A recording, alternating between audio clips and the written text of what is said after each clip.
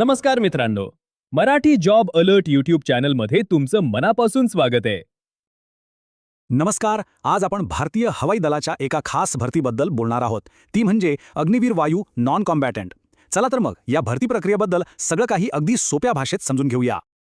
सगळ्यात आधी हे समजून घेऊ की ही संधी नेमकी कुठून आली आहे. तर ही भरती आहे अग्निपथ योजनेचाच एक भाग.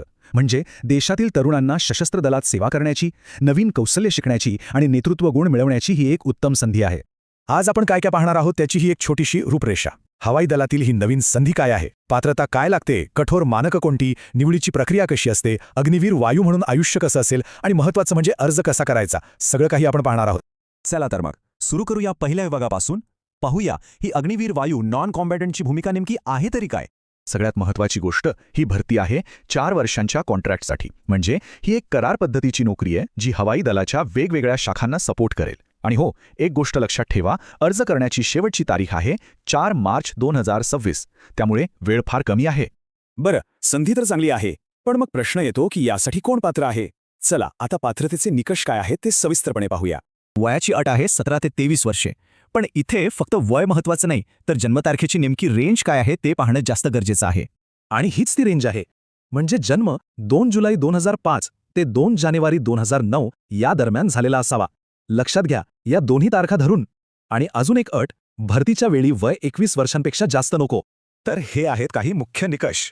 वय, शिक्षण फक्त 10वी पास, अविवाहित पुरुष उमेदवार आणि भारतीय नागरिकत्व. हे सगळं तसं सरळ आहे, पण यातला एक नियम असा आहे ज्यावर विशेष लक्ष देण्याची गरज आहे. आणि तो नियम आहे वैवाहिक स्थितीबद्दल. हवाई दलाने अगदी स्पष्ट केलंय की या 4 वर्षांच्या सेवा काळात लग्न करता येणार नाही. जर कोणी असं केलं तर त्याला कोणत्याही लाभांशिवाय तात्काळ सेवेतून काढून टाकलं जाईल. नियम खूप कडक आहे. पात्रतेचे कागदोपत्री निकष झाले, पण हवाई दलात भरती व्हायचं म्हणजे शारीरिक आणि वैद्यकीय दृष्ट्या फिट असणं तर आलंच. चला पाहूया यासाठीचे कठोर नियम काय आहेत.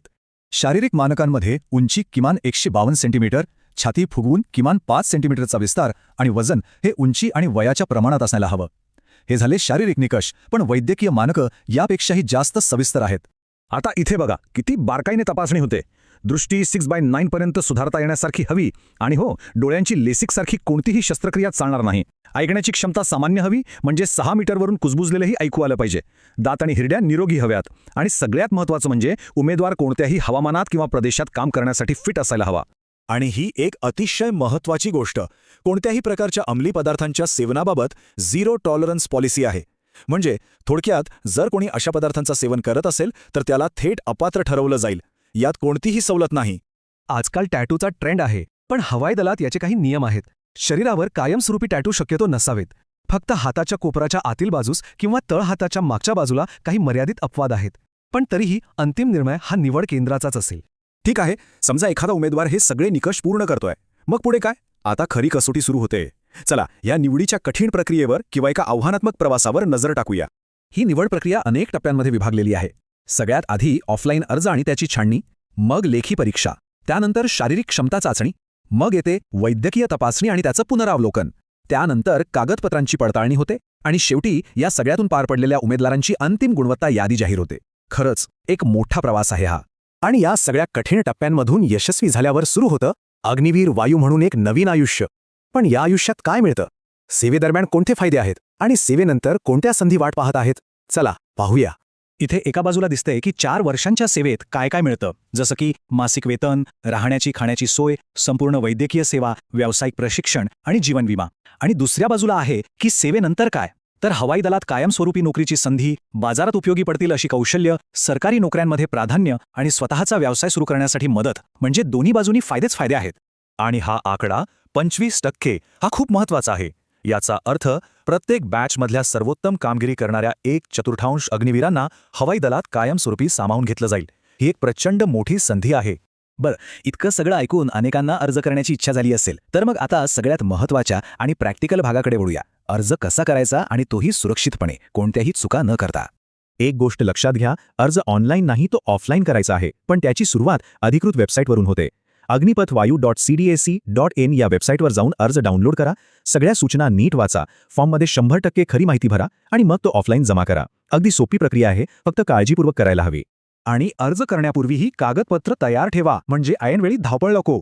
तुमचा नवीन फोटो, 10वीचं सर्टिफिकेट, जन्मतारखेचा आणि ओळखीचा पुरावा जसं की आधार कार्ड, पत्त्याचा पुरावा, चारित्र्य प्रमाणपत्र आणि वैद्यकीय फिटनेसचं घोषणापत्र हे सगळं आधीच तयार ठेवा. आणि ही हवाई दलाकडून आलेली एक अतिशय गंभीर आणि महत्त्वाची सूचना आहे. लक्षात ठेवा, हवाई दलातील निवड ही फक्त आणि फक्त गुणवत्तेवर होते. कोणत्याही एजंट किंवा मध्यस्थाच्या भूलथापांना बळी पडू नका. ही प्रक्रिया पूर्णपणे पारदर्शक आहे.